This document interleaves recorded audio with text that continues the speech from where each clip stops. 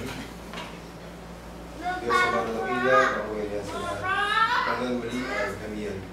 Lubos rin pakasalamat sa mga biyaya at kapalan na binigay ito sa amin. Higit sa lahat, Panginoon, na nagpapasalamat po kami sa pinagin niyo po sa aming buhay at kalakasan sa mga oras na ito. Dalangin na rin, Panginoon, ang mga salapit sa aming harapan na ay magamit sa pagpapalaganap ng mga salita. Lagay hindi sa pagpapawalat tayo ng bayas sa mahal Panginoon. Dalangin din namin na makatulong ito sa ayaw po namin mga kapatid na kailangan sa aming pagpalasyon ng Panginoon. Lagay hindi namin sa mga susunod na araw ay magandang po sa amin ang iyong gabay at pag-iingat na bawat isa po sa amin ay ilayo niyo po sa kapahamakan o sa anumang karamdaman ng Panginoon. Nadalangin din namin na i-provide po sa amin ang mga pangailangan na sapat sa aming mga pangatawan ng Panginoon. Hinihiling din namin na pagkalap niyo po sa bawat isa ang kapayapaan sa mga puso at isip. Hindi kami magpasalamat sa lahat at sa mga bagay po na hindi kami sabi ng mga labi ay patuloy po namin pinakasalamatan at hinihiling sa ngalan po ng mga anak ng Kristo sa mga gawin tayo sa ngalan mo. Amen. Amen.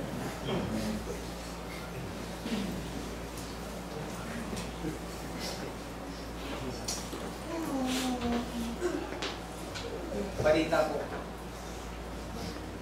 At tanong.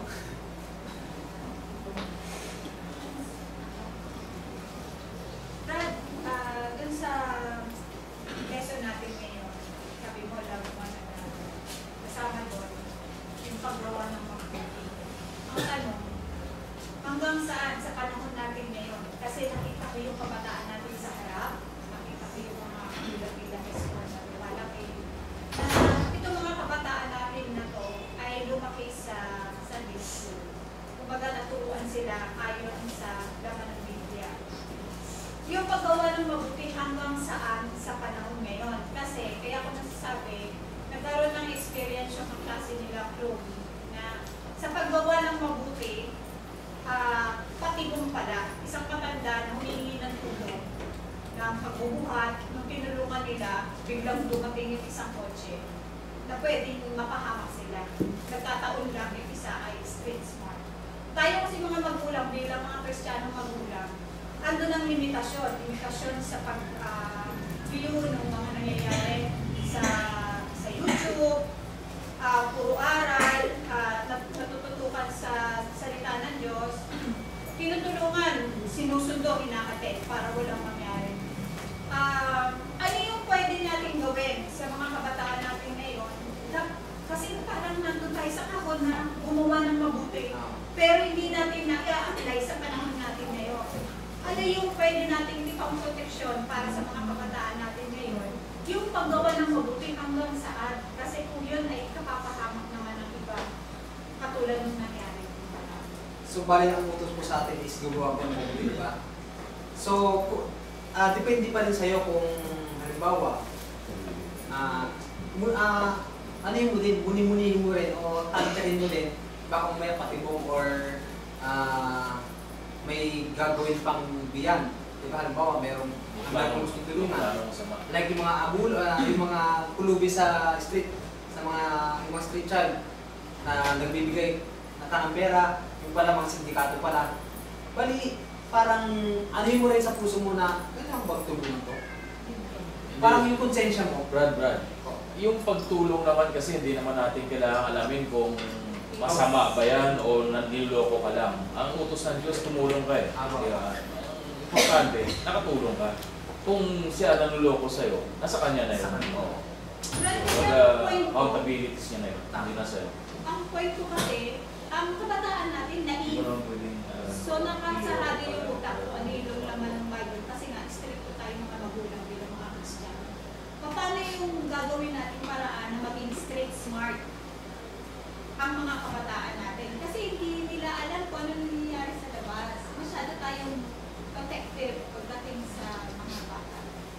Hindi nga natin pinasasama sa mga party, hindi natin pinasasama sa kung ano-anong mga kabataan na nasa tagalabas. So, paano nila ngayon malalaman yan, katulad niyan na pwedeng makapahamak pala nang hindi nila alam. Tanong yung sister. Yeah, siguro.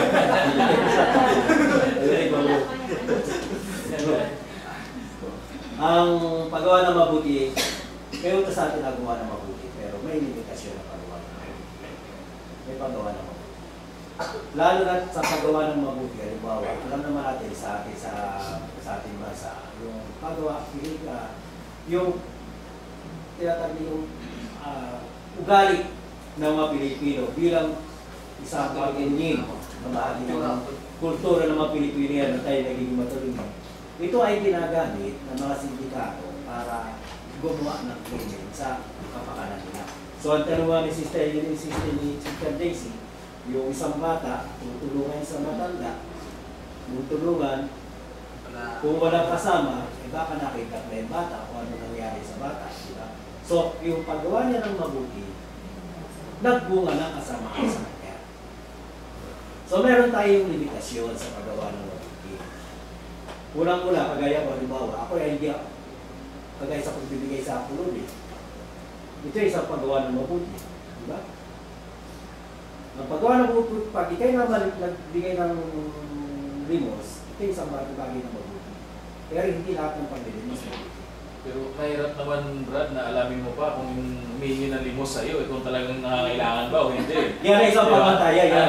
Yan ay isang pamantayan pa yun. Yan ang isang pamantayan natin. Yan ang nagiging pamantayan natin.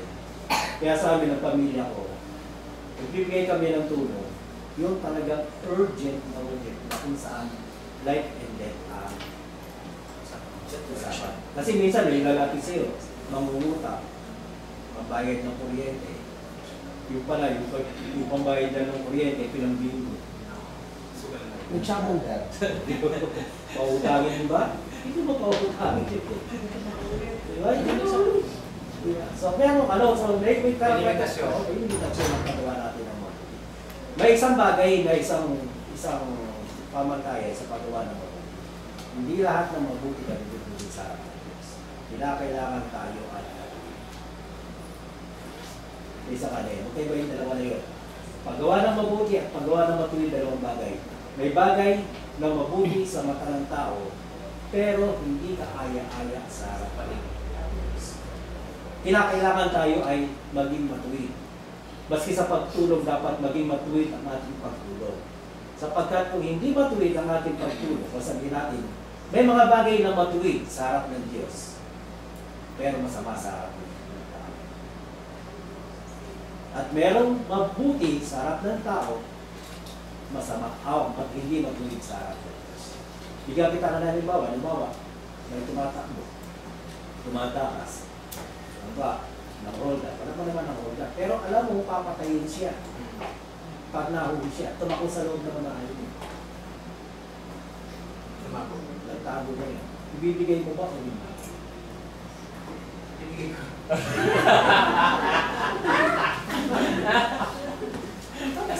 Kasi yun ang matuwid na gawin. Tama lang yun. Yun ang matuwid. Para ibibigay mo para patayin yung mga tao. Hindi mo, kasi pag tinanong ako ng polis, Kasi yun ang point ni Brad eh. Yun ang Parang point. inahabol para patayin. Para patayin eh. Oo. Ngayon, isusuko mo ba?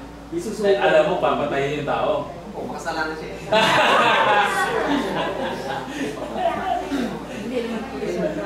Oo, taong bayan yung mahabol eh. Hindi naman otoridad eh.